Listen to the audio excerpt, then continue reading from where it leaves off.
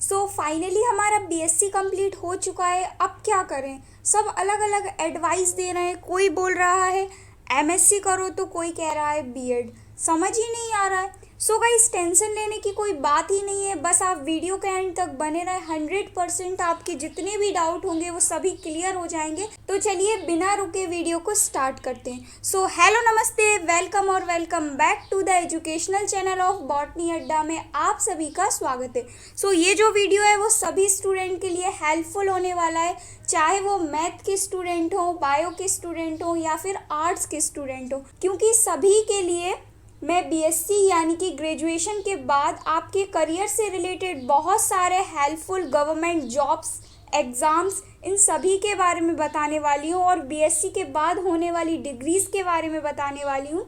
तो चलिए देखते हैं। सबसे पहले गाइस, अधिकतर जो स्टूडेंट्स होते हैं लगभग ग्रेजुएशन के बाद एमएससी डिग्री करते हैं। एमएससी 95% स्टूडेंट करते हैं।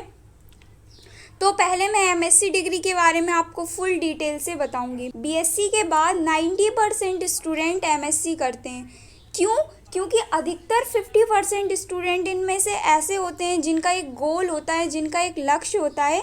उस लक्ष्य तक पहुंचने के लिए वो ग्रेजुएशन के बाद पोस्ट ग्रेजुएशन को करते हैं।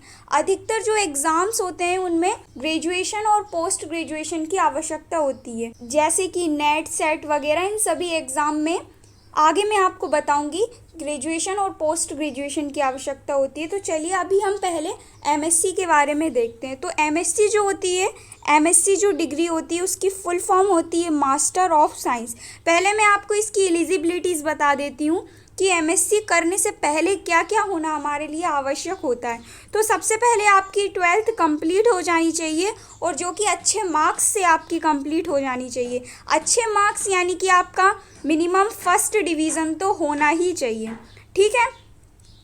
सेकंड है आपका जो बीएससी यानी कि जो ग्रेजुएशन है वो आपका पास हो जाना चाहिए, यानी कि कंप्लीट हो जाना चाहिए। रेगुलर या प्राइवेट कोई भी हो, आपका बीएससी कंप्लीट हो जाना चाहिए। रनिंग में बिल्कुल भी नहीं होना चाहिए, ठीक है। अच्छे मार्क्स यानी कि कम से कम 45 से 55% होना ही चाहिए। फर्स्ट डिवीज़न आपका अनिवार्य होता है एमएससी में एडमिशन लेने के लिए। उसके बाद थर्ड पॉइंट है कि 12th के बाद डायरेक्ट एमएससी कोर्स नहीं कर सकते हैं। 12th आपकी कंप्लीट होनी ही चाहिए। फर्स्ट डिवीज़न से आप 12th कंप्लीट हो गई है आपकी, उसके बाद आप ग्रेजुएशन करेंगे, उसके बाद आप एमएससी को कर सकते हैं, ठीक है। ये आपकी एलिजिबिलिटीज़ हो गई हैं। एमएससी करने से पहले आपको ये सभी कंप्लीट होना चाहिए, ठीक है। अब हम देखते हैं एमएससी करने के फ़ायदे क्या क्या होते हैं, बेनिफिट्स क्या क्या होते हैं एमएससी करने के। तो एमएससी करने के बाद आप एक पोस्ट ग्रेजुएट कहलाते हैं, ठीक है। जैसे ही आपकी एमएससी हो जाती है तो आप एक पोस्ट ग्रेजुएट कहलाते हैं। जैसे कि अभी आपका बीएससी कंप्लीट हो गया है तो आप ग्रेजुएट हो गए हैं, तो इसी टाइप से जब आपका एमएससी हो जाएगा तो आप पोस्ट ग्रेजुएटेड हो जाएंगे। उसके बाद है एमएससी कोर्स करने पर आप किसी भी बड़े रिसर्च कंपनी में जॉब भी कर सकते हैं, यानी कि अच्छी खासी कंपनीज़ में आप जॉब कर सकते हैं यदि आपकी एमएससी हो गई है। तो एमएससी करने के बाद आप नेट, सेट जैसे एग्ज़ाम देकर एक प्रोफेशनल टीचर में करियर बना सकते हैं। जैसा कि मैंने आपको बताया कि अधिकतर एग्ज़ाम्स ऐसे होते हैं जिनमें एमएससी को मांगते हैं, यानी कि एमएससी की मांग होती है। जैसे कि नेट, सेट एग्ज़ाम हुए, इन एग्ज़ाम में आप तभी अप्लाई कर सकते हैं जब आपकी एमएससी क्लियर हो गई हो। एमएससी करने के बाद आप यूपीएससी, सीबीआई, सीआईडी जैसी जॉब के लिए भी अप्लाई कर सकते हैं, ठीक है। तो ये सभी जॉब्स हैं जिनके लिए आप अप्लाई कर सकते हैं एमएससी करने के बाद। यदि आपकी एमएससी केमिस्ट्री से की गई है, ठीक, यदि आपने एमएससी करने के लिए सब्जेक्ट केमिस्ट्री चुना है तो आप रिसर्च इंस्टीट्यूट में भी आवेदन कर सकते हैं, ठीक है। रिसर्च जो इंस्टीट्यूट आपने नाम सुना ही होगा, उसमें भी आप अप्लाई कर सकते हैं यदि आपने एमएससी केमिस्ट्री से की है, ठीक है। अब हम देखते हैं एमएससी आप किस किस सब्जेक्ट से कर सकते हैं। मेनली आप MSc botany, chemistry, biochemistry, computer science, electronics, environmental science, mathematics, physics, zoology और भी बहुत सारे सब्जेक्ट्स होते हैं जिनसे आप एमएससी कर सकते हैं। और लगभग सभी सब्जेक्ट से बहुत ही अच्छे एडवांटेज होते हैं एमएससी करने के, ठीक है।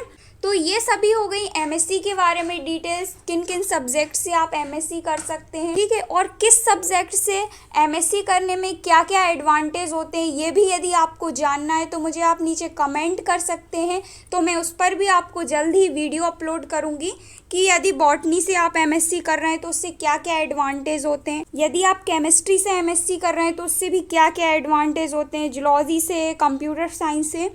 यदि इन सब्जेक्ट्स के एडवांटेज के बारे में यदि आपको नहीं पता है तो आप मुझे नीचे कमेंट करके बताएं, मैं जल्दी वीडियो अपलोड करने की कोशिश करूँगी, ठीक है।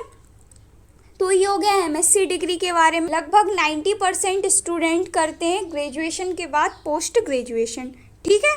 तो अब हम देखते हैं एमए के बारे में। जो आर्ट्स के स्टूडेंट होते हैं, जो बीए वाले स्टूडेंट होते हैं, वो ग्रेजुएशन के बाद पोस्ट ग्रेजुएशन के लिए एमए डिग्री को चुनते हैं, ठीक है। एमए की फुल फॉर्म होती है गाइस मास्टर ऑफ आर्ट्स। ये भी 2 इयर्स का कोर्स होता है और जो एमएससी होती है वो भी 2 ईयर का कोर्स होता है, ठीक है।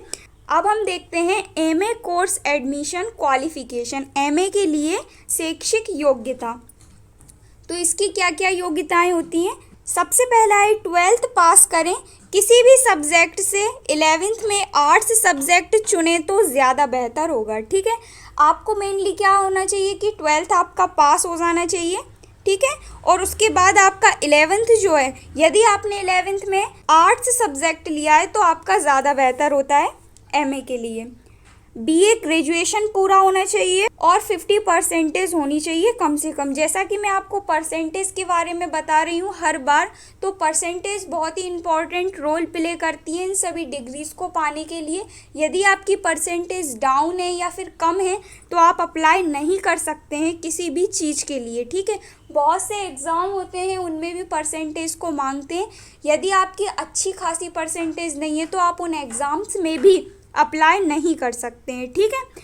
तो एमए में एडमिशन लें और 2 साल की पढ़ाई पूरी करें, आपका एमए कोर्स पूरा हो जाएगा। यानी कि कहने का मतलब है आपका जो एमए की डिग्री होती है 2 ईयर की होती है, ठीक है। अब हम देखते हैं एमए कोर्स आप किस किस सब्जेक्ट से कर सकते हैं। मेनली एमए जो डिग्री है आप history, geography, political science, Hindi, English, social work, interior design, culture and media, P administration, ठीक है। तो इन सभी सब्जेक्ट से आप एमए कर सकते हैं। इसके अलावा भी बहुत सारे सब्जेक्ट होते हैं जिन्हें आप चुन सकते हैं और आप एमए कर सकते हैं, ठीक है। इसके अलावा भी गाइस अधिकतर जो स्टूडेंट होते हैं वो ग्रेजुएशन के बाद एमए, एमएससी ये सभी नहीं करते हैं और बीएड करते हैं। बीएड करने के भी बहुत सारे एडवांटेज होते हैं। सबसे पहले बीएड का फुल फॉर्म होता है बैचलर ऑफ एजुकेशन। बीएड भी 2 ईयर का कोर्स होता है। आजकल बीएड की बहुत ही ज़्यादा डिमांड बढ़ती जा रही है। पहले क्या होता था, बीएड की फीस बहुत ज़्यादा लगती थी। बीएड जो डिग्री है उसे कराने के लिए कॉलेज भी बहुत ही कम थे, पर अब इसकी फीस भी कम हो गई है और इसको कराने के लिए कॉलेज भी बहुत सारे हो गए हैं। तो इसे भी आप आसानी से कर सकते हैं। बीएड 2 ईयर का कोर्स होता है। एलिजिबिलिटीज़ भी बता देती हूँ मैं आपको। अगर आप ग्रेजुएशन के बाद बीएड करना चाहते हैं तो उसके लिए पात्रता कम से कम 50% ग्रेजुएशन में होनी चाहिए। बीएड के बाद आप अपने करियर के लिए टीचर का विकल्प चुन सकते हैं, लाइब्रेरियन का, काउंसलर का, बहुत सारे विकल्प ऐसे होते हैं जो कि आप बीएड के बाद चुन सकते हैं, ठीक है। सो बीएड भी बहुत ही अच्छी अपॉर्चुनिटीज़ होती है ग्रेजुएशन के बाद करने के लिए। बहुत सारे स्टूडेंट भी करते हैं ग्रेजुएशन के बाद बीएड। 2 ईयर का कोर्स होता है, ठीक है। मोर कोर्सेज आपको मैं बता देती हूँ जो कि आपको पता होना बहुत ही आवश्यक होता है। MCA master in computer application, MIM master in information management, MBA master of business administration, PGDM post graduation diploma in management और एलएलबी, ठीक है। ये मोर कोर्सेज हैं। यदि आपको इन सब को नहीं करना है तो इसके अलावा भी इन कोर्सेज को आप कर सकते हैं, ठीक है। अब चलिए, बहुत से कॉम्पिटिटिव एग्ज़ाम्स होते हैं जो कि आप बीएड के बाद इनकी प्रिपरेशन कर सकते हैं और डायरेक्ट आप जॉब को हासिल कर सकते हैं इन कंपटीशन एग्ज़ाम की तैयारी करके या प्रिपरेशन करके। फॉर एग्ज़ाम्पल बैंकिंग हुआ, रेलवे हुआ, पोस्ट ऑफिस हुआ, नेट हुआ, नेशनल एलिजिबिलिटी टेस्ट, एसएससी हुआ, जीएटी हुआ। मेनली ये जो टेस्ट होता है ये मैथ के स्टूडेंट के लिए होता है, और एनडीए हुआ, ठीक है। ये सभी एग्ज़ाम्स भी आप दे सकते हैं प्रिपरेशन करने के बाद। सो आई होप आपके जो अधिकतर डाउट्स हैं वो क्लियर हो गए होंगे। इसके बाद आपको जिस भी टॉपिक का वीडियो चाहिए आप मुझे नीचे कमेंट कर सकते हैं। ग्रेजुएशन के बाद इन सभी जॉब्स को आप कर सकते हैं। आई होप आपको ये वीडियो हेल्पफुल रहा होगा। सो गाइज मिलते हैं नेक्स्ट वीडियो में न्यू टॉपिक के साथ। So thank you so much for watching.